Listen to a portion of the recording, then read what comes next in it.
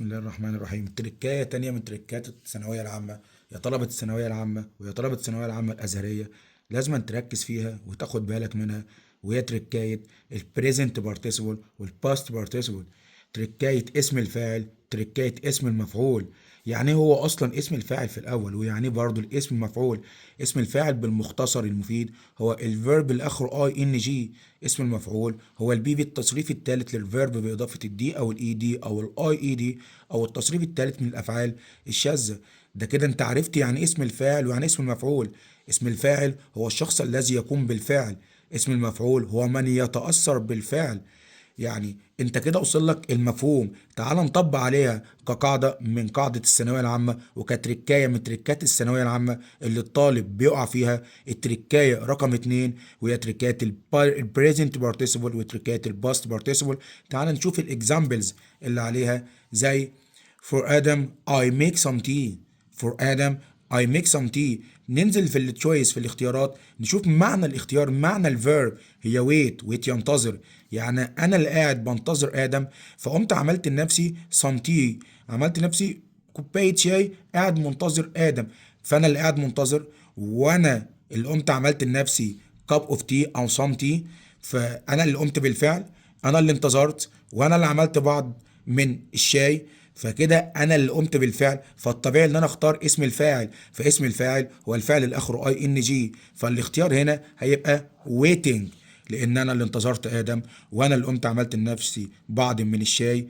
انا اللي قمت بالفعلين، انا اللي قمت بالحدثين. يبقى انا اعرف احل الجمله ازاي بناء على الجزء الثاني من الجمله. الجزء الثاني من الجمله بيقول لي يعني انا اللي عملت لنفسي كوبايه الشاي، وانا اللي انتظرت ادم، انا اللي عملت الحدثين. فهنا هختار البريزنت بارتيسيبل، واللي قلت لك فوق الفيرب اخره اي ان جي. هننزل للاكزامبل رقم 2 وبيقول لي ان باي وركرز the house is very amazing.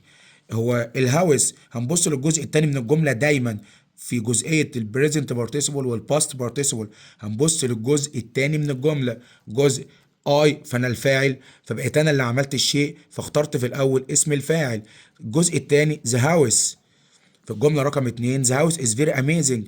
هو مش البيت اللي خلى نفسه اميزنج جميل جدا، لا هو الوركرز اللي خلى البيت بقى اميزنج. فهنا الهاوس تاثر بالفعل، تاثر بفعل الديكوريشن. فنزلت للجمله في التشويس في الاختيارات تحت، لقيت فيه ديكوريت، لقيت فيه ديكوريتس، لقيت فيه ديكوريتنج، لقيت فيه ديكوريتد. فالطبيعي انا لقيت الجمله الثانيه بادئه بالمفعول وليس الفاعل. هاوس هنا مش فاعل، هاوس هنا مفعول، فاختار ديكوريتد. الجمله هتبقى اصلها ان الوركرز made the house amazing.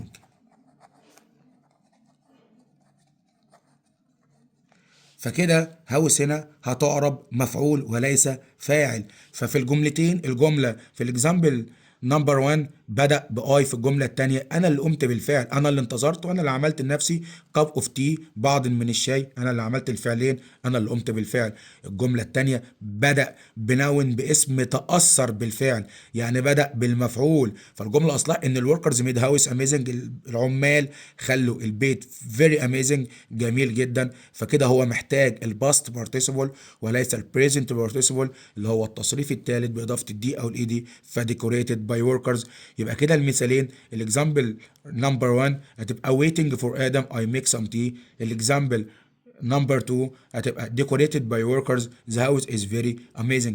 تركايه كتير بتتكرر في امتحانات الثانويه العامه، كتير نخلي بالنا منها، وهي البريزنت بارتيسيبل والباست بارتيسيبل، الفيرب زائد الاي ان جي، والتصريف الثالث للفيرب، اسم الفاعل من يقوم بالفعل، اسم المفعول من يتأثر بالفعل. والسلام عليكم ورحمة الله وبركاته. خلي بالك يا طالب الثانوية العامة ويا طالب الثانوية الأزهرية من التركاية، إن شاء الله هتلاقيها في امتحان 2026.